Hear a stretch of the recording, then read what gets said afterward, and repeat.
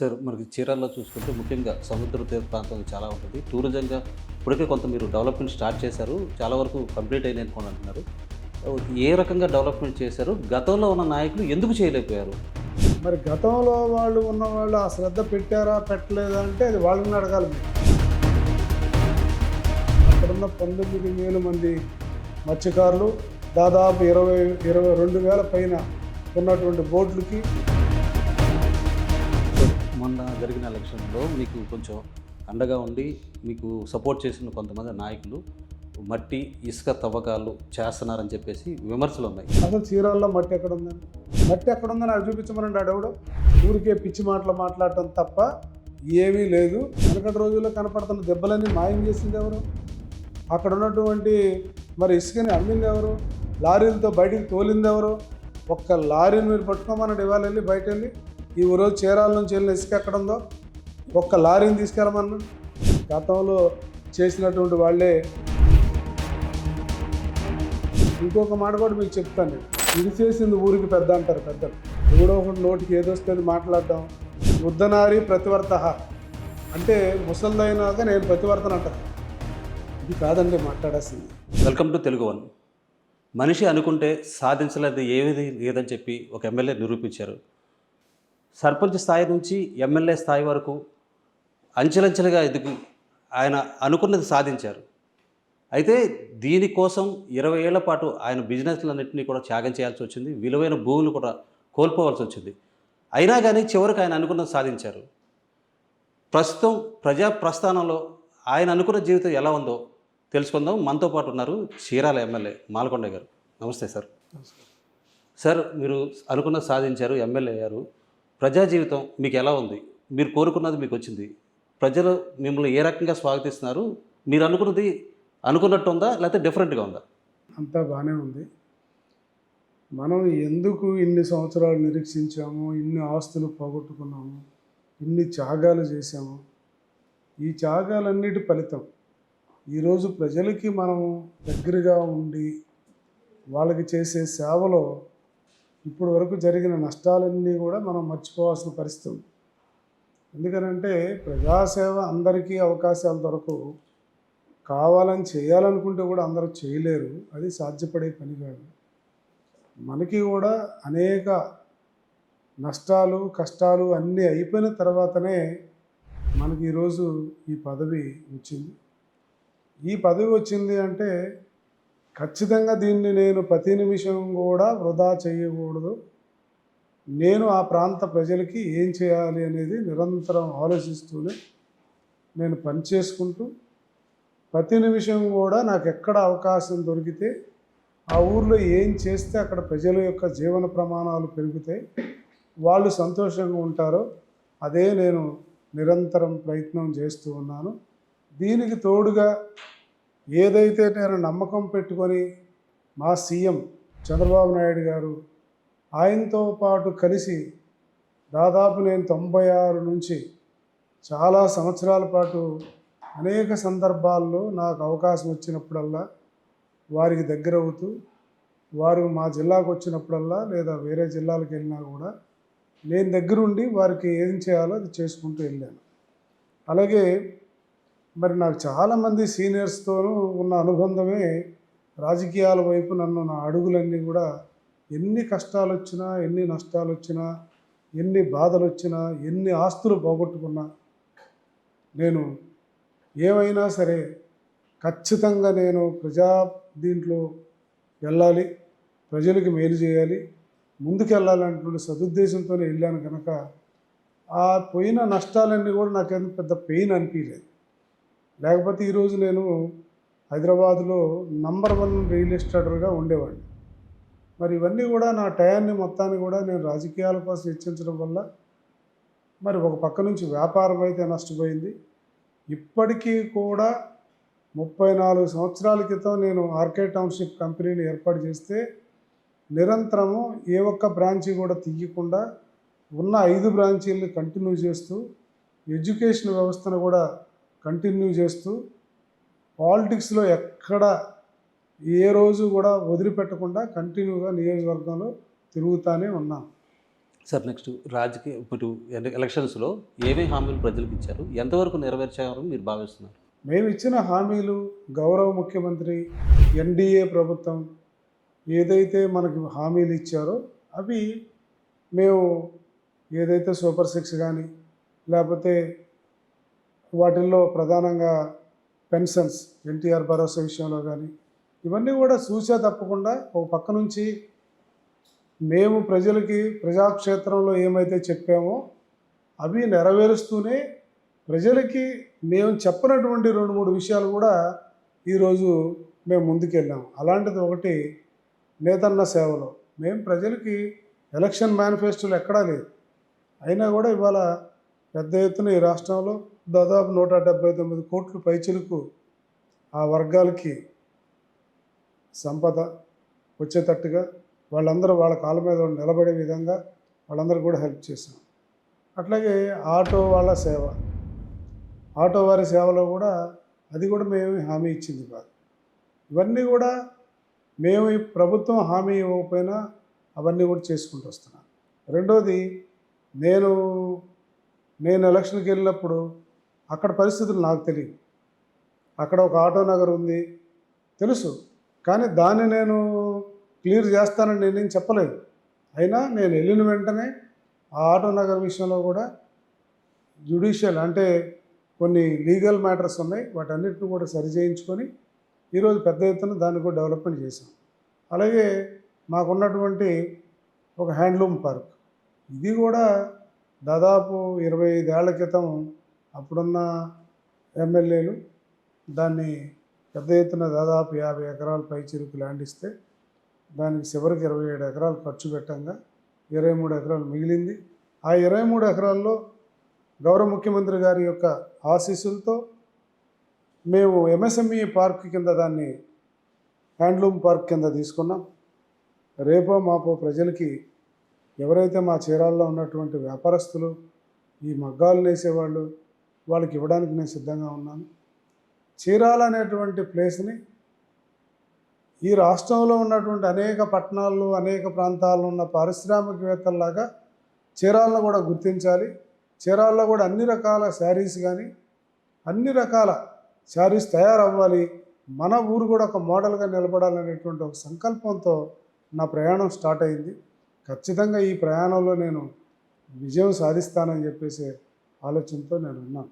Sir మనకి చీరాల్లో చూసుకుంటే ముఖ్యంగా సముద్ర తీర ప్రాంతం చాలా ఉంటుంది. టూరిజంగా ఇప్పటికే కొంత మీరు డెవలప్మెంట్ స్టార్ట్ చేశారు, చాలా వరకు కంప్లీట్ అయినాయి అనుకోని అంటున్నారు. ఏ రకంగా డెవలప్మెంట్ చేశారు, గతంలో ఉన్న నాయకులు ఎందుకు చేయలేకపోయారు? నేను ప్రభుత్వానికి గౌరవ ముఖ్యమంత్రి గారికి లోకేష్ బాబు గారికి వీళ్ళందరికీ నేను చెప్పిన మాట ఒకటే, మీరేమీ చేయక్కర్లేదు, మాకు ఈ టూరిజంని మేము ఆటోమేటిక్గా డెవలప్మెంట్ చేస్తాం. మాకు కావాల్సిందన్న మౌలిక సదుపాయాలు ఒకటే, మీరు ఒక మంచి రోడ్డు ఇవ్వండి, అలాగే ఒక ఎలక్ట్రిసిటీ సంబంధించినటువంటి ఒక 132 kV సబ్స్టేషన్, మంచినీళ్ళు, ఇవి ఉంటే చాలు, మనం ఏమీ చేయక్కర్లేదు. ఇన్వెస్టర్స్ వాళ్ళే వచ్చి చీరాల బీచ్లో డెవలప్ చేస్తారని చెప్పడం జరిగింది. అదే ప్రకారంగా ఇవాళ అది జరుగుతుంది. అది కూడా ఇవాళ ఎలా ఉందంటే, మరి గతంలో ఉన్నవాళ్ళు ఆ శ్రద్ధ పెట్టారా పెట్టలేదా అంటే అది వాళ్ళని అడగాలి మీరు. నేను ఆ శ్రద్ధ పెట్టాను కాబట్టి ఈరోజు ఖచ్చితంగా ఆ ఫలితాలని మనం చూడగలుగుతున్నాం. ఎవరు చూసినా ఎవరి నోటికొని చూసినా చీరాల అనేటువంటి ప్లేస్ని ఒక మంచి టూరిజం స్పాట్గా, గోవా లాంటి ఊరు కూడా వెళ్లకుండా మనం చీరాలు వెళ్తే బాగుంటుంది అనేటువంటి మాట నన్ను కూడా స్వయంగా మాట్లాడారు. ఈరోజు వరల్డ్ మ్యాప్ లెవెల్లో చీరాల అనేది ఒక మంచి టూరిజం పాయింట్ అని చెప్పేసి అందరికీ రికగ్నైజ్ చేయబడింది. నేను టూరిజం మినిస్టర్ గారిని కూడా తీసుకెళ్ళి ఆ పార్ట్ అంతా కూడా చూపించాను.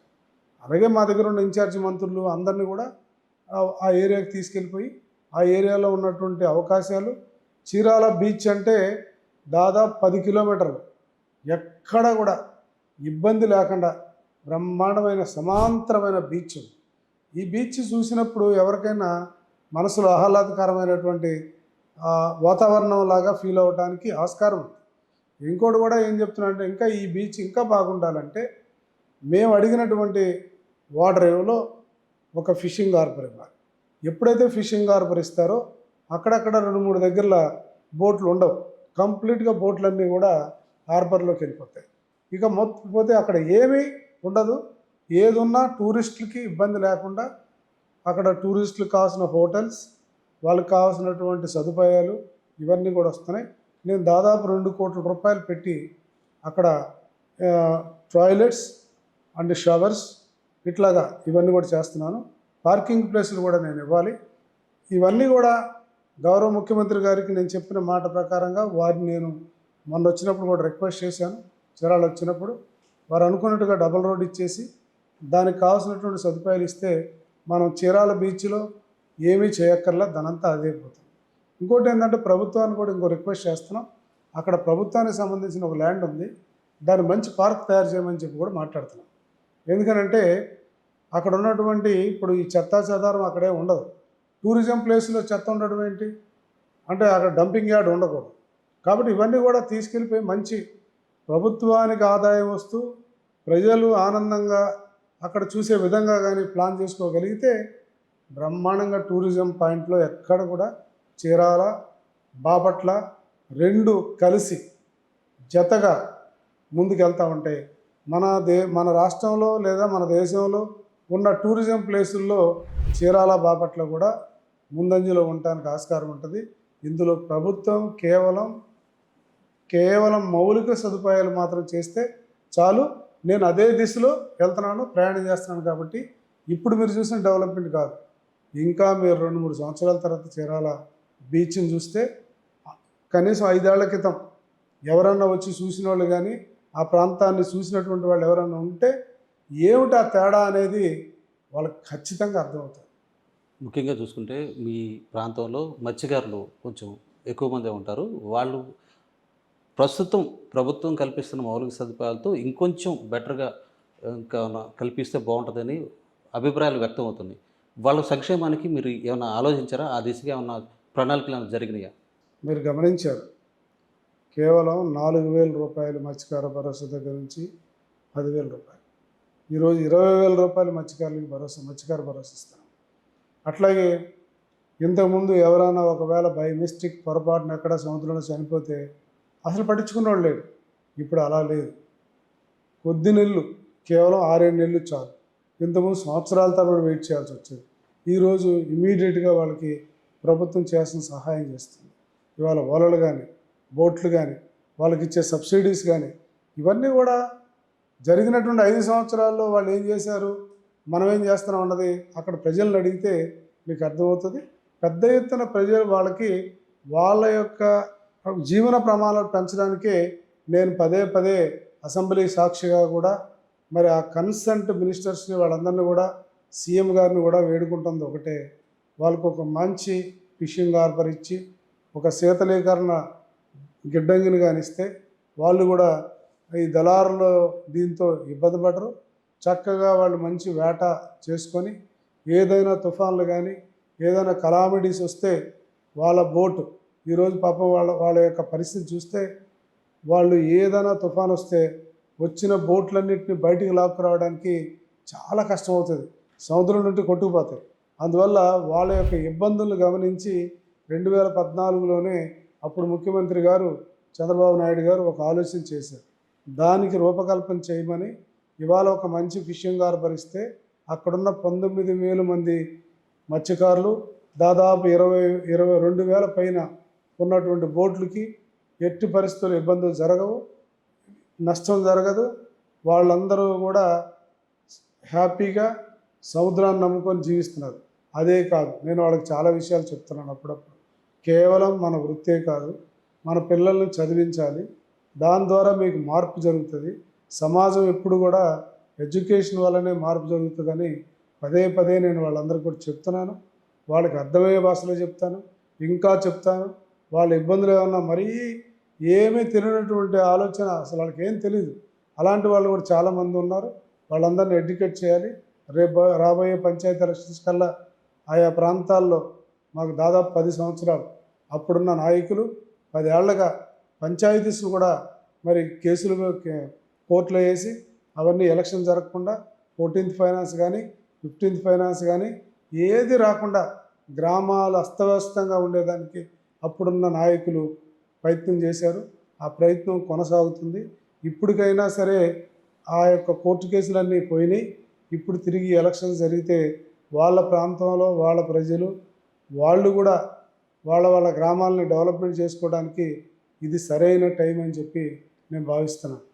సార్, మొన్న జరిగిన ఎలక్షన్లో మీకు కొంచెం అండగా ఉండి మీకు సపోర్ట్ చేసిన కొంతమంది నాయకులు మట్టి ఇసుక తవ్వకాలు చేస్తున్నారని చెప్పేసి విమర్శలు ఉన్నాయి. దాన్ని మీరే ఇది చాలా తప్పండి. మీరు వైసీపీ గవర్నమెంట్ అప్పుడు మీరు చూడండి, మీరు అడగండి పబ్లిక్కి వెళ్ళి, ఒక ట్రాక్టర్ ఇసుక 5,000 అండి. అసలు చీరాల్లో మట్టి ఎక్కడ ఉందండి? చీరాల్లో అసలు ఏమున్నాయి? ఏమి చీరాల్లో నదులు ఉన్నాయి, ఎక్కడ రీచ్లు ఉన్నాయి, ఏమున్నాయండి? ఇప్పుడు మనకు ఎందుకులేమని పట్టించుకోకుండా వదిలేస్తేనేమో ప్రజలు గగ్గోలు పెడుతున్నారు. ఎందుకనంటే వాళ్ళు కట్టుకునే ఇల్లులు కానీ వాటన్నిటికీ కూడా ఏదన్నా పూడికి పట్టు కావాలంటే కూడా చీరాల్లో మట్టి దొరకదు. ఈ మట్టి అనేటువంటి సంకేతం ఎవరైతే మాట్లాడుతున్నారో వాళ్ళకి చీరాల గురించి తెలియదనే చెప్పాలి. ఎందుకంటే చీరాల గురించి తెలిసిన వాళ్ళకి అక్కడ మిగిలిన దొవ్విసుగా మాత్రమే, మట్టి అసలు చీరాల్లో ఉండదు. ఊరికే పిచ్చి మాటలు మాట్లాడటం తప్ప ఏమీ లేదు అక్కడ. కానీ మీరు కానీ ఎవడైనా సరే ముందుకు వచ్చి ఆ పని ఎవరు చేస్తారో అక్కడున్న ప్రజల్ని ఈ ఇసుక మీద కావాలని కొద్దిమంది రోజు ఏదో ఒక మాట్లాడాలనేటువంటి ఆలోచన పెట్టుకొని మాట్లాడటమే కానీ న్యాయంగా మట్టి ఎక్కడ ఉంది, అసలు ఏ రీచ్ ఉంది, అక్కడ ఇసుక ఎక్కడి నుంచి వస్తుంది? ఇసుక అనేది ఎవరిదన్నా ఒక పొలం కొనుక్కొని అది తీస్తే తప్ప, వెనకటి రోజుల్లో లాగా చీరాల్లో మనం ట్రైన్లో వెళ్తుంటే దెబ్బలు కనపడ్డాయా? ఆ దెబ్బలన్నీ ఏమైనాయి? వెనకటి రోజుల్లో కనపడుతున్న దెబ్బలన్నీ మాయం చేసింది ఎవరు? అక్కడ ఉన్నటువంటి మరి ఇసుకని అమ్మింది ఎవరు? లారీలతో బయటికి తోలింది ఎవరు? ఒక్క లారీని మీరు పట్టుకోమన్నాడు ఇవాళ వెళ్ళి బయట వెళ్ళి, ఈ రోజు చీరాల నుంచి వెళ్ళిన ఇసుక ఎక్కడ ఉందో ఒక్క లారీని తీసుకెళ్ళమన్నాడు. ఇవన్నీ ఏమి లేకుండా గతంలో చేసినటువంటి వాళ్ళే దొంగ అనేటువంటి సంధానంగా. ఇంకొక మాట కూడా మీకు చెప్తాను నేను. ఒక మాట చెప్పాలంటే, ఇడిచేసింది ఊరికి పెద్ద అంటారు పెద్దలు. అట్లా ఎవడో ఒకటి నోటికి ఏదొస్తుంది మాట్లాడడం. యుద్ధనారి ప్రతివర్త అంటే ముసలిదైనాక నేను ప్రతివర్తన అంటది. ఇది కాదండి మాట్లాడాల్సింది. వాస్తవంగా చీరాల్లో ఎక్కడుంది ఇసుక? ఎక్కడుంది మట్టి? ఎక్కడుంది ఇసుక? చీరాల్లో ఉన్న ప్రజలకు కావాలంటే ఏం కావాలి? అక్కడ ఉన్నటువంటి కొద్దిమంది ఒకరో ఇద్దరో మేము సమాజానికి మేలు చేస్తున్నాం, మేము అంత గొప్పవాళ్ళు ఇంత గొప్పవాళ్ళం అని చెప్పేసి మాట్లాడేవాళ్ళు తప్ప మేము ఎవరికి అప్పచెప్పాం? మాకేం సంబంధం ఉంది ఇసుకతో? మేము పట్టించుకోవట్లేదే. మీరు పట్టుకోండి, మీరు ఎవరైనా పోయి ఎక్కడన్నా బయటకు అక్కడి నుంచి వెళ్ళే లారీలు విజయవాడకో లేదా హైదరాబాద్కో ఇంకో దగ్గరికి ఎక్కడన్నా వెళ్తుందేమో. ఏం రీచ్లు ఉన్నాయండి చీరాలు? ఉన్నది ఎవరిదన్నా ఒక పొలం కొనుక్కొని వాడు అక్కడ ఉన్నటువంటి ప్రజలకి చెయ్యాలి. ఈరోజు ఒక ట్రాక్టర్ ఇసుక 2,000 మేము ఫ్రీ ఇసుక చేసాం. ఎందుకు ఆ 2,000 ఎందుకు అవుతుంది? వాడు కొనుక్కొని తీసుకొచ్చి చేయాలి కాబట్టి.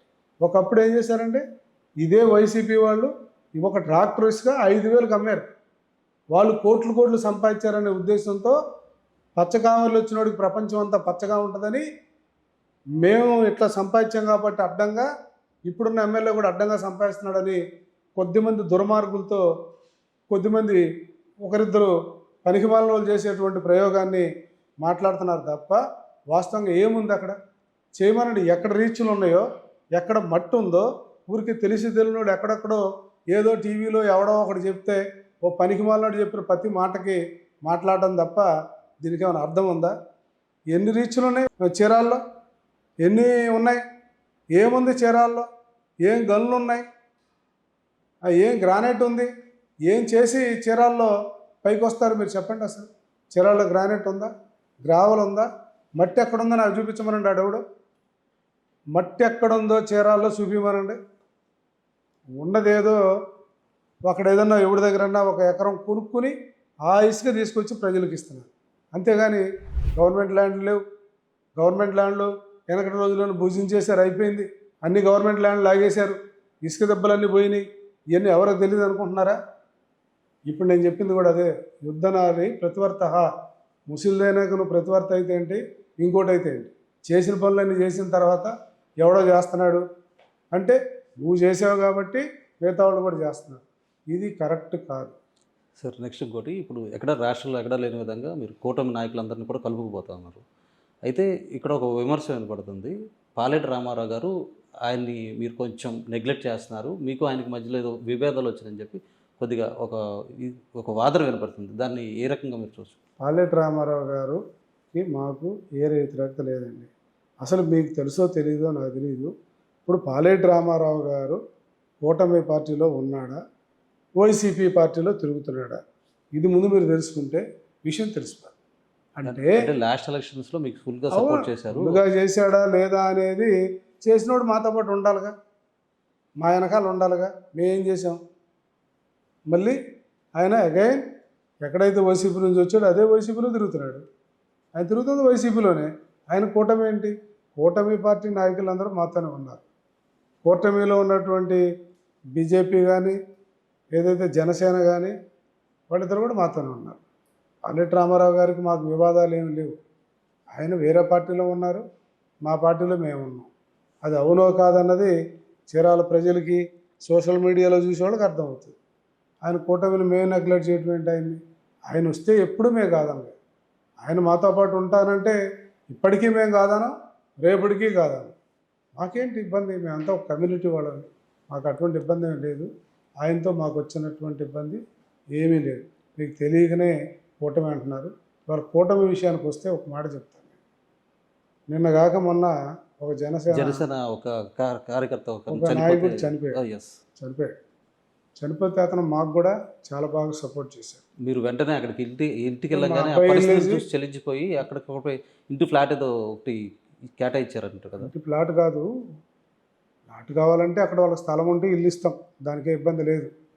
స్థలం ఇచ్చేస్తాం, స్థలం ఉంది కాబట్టి ఇల్లు ఇస్తాం. ఒకటి. రెండోది, వాళ్ళ పిల్లలకు కూడా మా అబ్బాయి ఇల్లేసి వచ్చాడు, వాళ్ళకు ముందు అసలు 2 లక్షలు బ్యాంకులో డిపాజిట్ కూడా చేయాలనేటువంటి ఆలోచన. ఇక్కడ ఏంటంటే కూటమి పార్టీ జనసేన వేరు లేదా బీజేపీ వేరు అన్నట్టుగా మేము చూడట్లేదు. రేపు బీజేపీది ఒక ఫంక్షన్ జరుగుతుంది 23వ తారీఖు. దానికి కూడా మా యొక్క మద్దతు, మా యొక్క సహకారం ఉంటుంది. అట్లాగే మేము ఎక్కడ కూడా కూటమి ధర్మాన్ని ఎక్కడేం చేసినా చీరాల్లో మాత్రం ఆ ధర్మం మేము తప్పట్లేదు. మేము ఇవ్వాల్సిన వాళ్ళకి చీరాల్లో ఇప్పుడు కూడా వాళ్ళకి ఇవ్వాల్సిన పదవులు వాళ్ళకి ఇస్తున్నాం. రేపు కూడా జరగబోయే ఎలక్షన్స్లో కూడా వాళ్ళకున్న ప్రాధాన్యత ప్రకారం ఖచ్చితంగా మేము ఇస్తాం తప్ప ఇక్కడ కూటమి ధర్మానికిను పాలెటి రామారావు గారికి ఏ సంబంధం లేదు. పాలెటి రామారావు గారు మాతో పాటు కలిసి ప్రయాణం చేయాలనే అభిప్రాయం వారికి ఉంటే మాకేం అభ్యంతరం లేదు. కానీ ఆయన ప్రస్తుతం వైసీపీ నాయకులతో తిరుగుతున్నారన్న సంగతి చీరాల మొత్తానికి తెలుసు.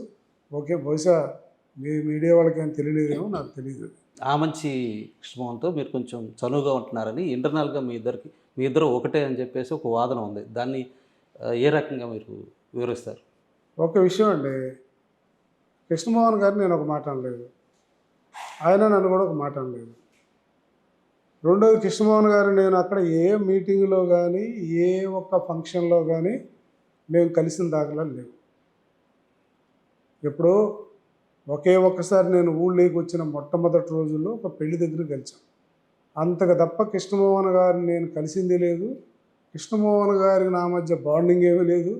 ఇది చీరాల్లో ఉన్న చిల్లర రాజకీయాలు చేసే కొద్దిమంది మాట్లాడే మాటలు. ఇప్పుడు ఆయనకి మాకేం సంబంధం లేదు. ఎందుకనంటే చీరాల్లో ఎవరి పార్టీ వాళ్ళదే. వైసీపీ వాళ్ళతో మేము కలము, కాంగ్రెస్ వాళ్ళతో మేము కలము, ఎవరితో మేము కలము. మేము కేవలం కలిసేది మా జనసేన బీజేపీతోనే మేము కలిసి తిరుగుతాం. అంతేగాని ఎవడైనా ఈ చిల్లర మాటలు చెప్పాడు ఎవడైనా నేను కానీ కృష్ణమోహన్ గారు కానీ ఎక్కడన్నా కలిసిన దాఖలాలు కానీ ఎక్కడన్నా ఉన్నట్టుగా కానీ ఒక్క సోషల్ మీడియాని తీసుకురావచ్చు. ఎందుకంటే చేరాలంటేనే విపరీతమైన సోషల్ మీడియా, అయిన దానికి కాని దానికి అంతా సోషల్ మీడియాలో కనపడతా ఉంటారు. ఒక్క సోషల్ మీడియాలో మీరు తీసుకురండి. ఆయనకి ఎప్పుడు నేను మాట్లాడింది కానీ నా ఫోన్ నెంబర్ ఆయనకు తెలుసో తెలియదో నాకు తెలియదు, ఆయన ఫోన్ నెంబర్ నాకు అసలు తెలియదు. సార్ చివరిగా ఇంకొక క్వశ్చన్, చీరాలని ఇంకా ఏ రకంగా డెవలప్ చేద్దాం అనుకుంటున్నారు? యువత, ముఖ్యంగా చదువుకున్న యువత ఎక్కువగా ఉన్నారు, వాళ్ళకి ఉపాధి దిశగా ఏమైనా ఆలోచిస్తున్నారా? ఖచ్చితంగా మేము స్కిల్ డెవలప్మెంట్ ప్రోగ్రామ్స్ పెడుతున్నామండి. రెండో జాబ్ మేళాలు కూడా కండక్ట్ చేయబోతున్నాం. ఖచ్చితంగా ప్రతి 3 నెలలకు ఒకసారి ఒక జాబ్ మేళానో ఒక స్కిల్ డెవలప్మెంటో తీసుకురావాలి. ఎందుకంటే చీరాల్లో భవిష్యత్తులో చాలామంది స్కిల్డ్ పర్సన్స్ అవసరం. ఎందుకంటే హోటల్ మేనేజ్మెంట్ ఇష్యూలో కానీ, ఇంకా ప్లంబర్స్ కానీ, లేకపోతే వెల్డర్స్ కానీ ఇలాగా చాలామంది అవసరం. కొద్ది రోజుల్లో కొంతమంది ఈ ఐటీ చదువుకున్నటువంటి వాళ్ళ పిల్లల కోసం కూడా ఒకరిద్దరు బయట నుంచి వచ్చిన వాళ్ళు మన ఊర్లో కూడా మేము ఒక ఐటీ టవర్ కట్టుకుంటే మీకు ఏంటి ఇబ్బంది అంటే మేము స్వాగతిస్తాం, మీరు రండి, మీ విజయవాడ కంటే లేదా హైదరాబాద్ కంటే బెంగళూరు కంటే మా చీరాల్లో మీకు స్టూడెంట్స్ కానీ మిగతా వాళ్ళందరూ కూడా దొరుకుతారు, మీకు తక్కువ ఖర్చుతో మీ యొక్క ప్రాజెక్ట్ నడుస్తుందని కూడా నేను వాళ్ళకి సవినయంగా చెప్పాను. ఖచ్చితంగా ఎవరన్నా వస్తాను అంటే నేను వాళ్ళకి వెల్కమ్ చెప్తాను. ఒక పక్క నుంచి ఐటీకి సంబంధించిన వాళ్ళు వచ్చినా, మరొక రకంగా ఇప్పుడు ఆల్రెడీ మా ఐటీసీ వాళ్ళు కొంతమందికి ఇప్పుడు బాపట్లలో ఒక చిన్న స్కూల్ టైప్లో పెట్టి వాళ్ళందరికీ కూడా హోటల్ మేనేజ్మెంట్, నర్స్ ట్రైనింగ్స్ ఇవన్నీ ఇస్తున్నారు. చాలామంది చేస్తున్నారు. పెద్ద ఎత్తున ఉపాధికి ఎక్కడ అవకాశాలు ఉన్నా వాటి కోసం మేము ఆ పని పూర్తి చేస్తున్నాం. తర్వాత యువతకి సంబంధించి కొన్ని స్పోర్ట్స్ ఎప్పుడు ఈ చీరాల్లో ఇంట్రడ్యూస్ చేయని కూడా మా పిల్లలు అవి కూడా చేశారు, ఇంకా కూడా చేయబోతున్నాం. ఒక పక్క నుంచి యువతకి కావాల్సినటువంటి వాళ్ళ అభివృద్ధి కోసము చేయాల్సిన కార్యక్రమాలన్నీ కూడా త్వరలోనే ఒకదానికొకటి చేసుకుంటూ వెళ్తాం. ఇది పరిస్థితి. చీరాలను అన్ని రకాలుగా అభివృద్ధి చేసేందుకు కట్టుబడి ఉన్నానని చెప్తున్నారు. పర్యాటకంగా కూడా చీరాలను డెవలప్ చేస్తాం అంటున్నారు. దాంతోపాటు యువతకు మెరుగైన అవకాశాలు కల్పించేందుకు కూడా వాళ్ళందరినీ కూడా స్కిల్ డెవలప్మెంట్ చేస్తున్నామని కూడా చెప్తున్నారు. ఇది టోటల్గా ఇక్కడ ఉన్న పరిస్థితి. నమస్తే అండి.